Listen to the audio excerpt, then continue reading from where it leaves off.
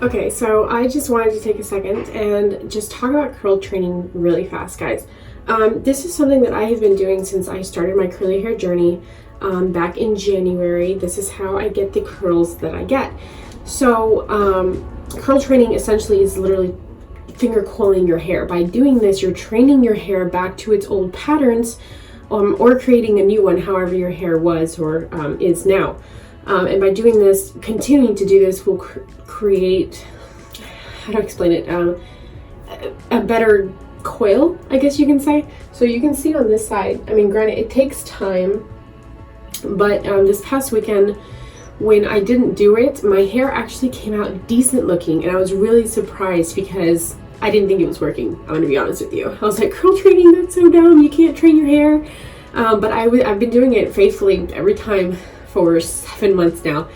And this weekend when I did not do my curls, doing my little ringlets, it actually came out decent. I was actually really surprised.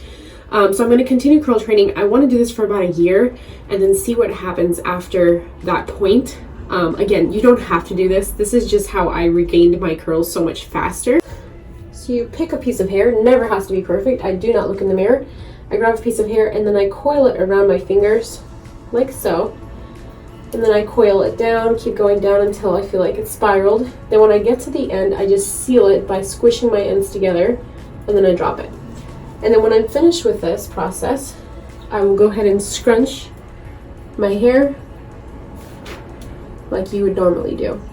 And essentially that's curl training. It's really helped my hair to return back to where its former glory was. If you have any questions, really just make sure to comment below and I will try to help you as much as I can. But this is what I do. This is how I got my hair back faster than I should have.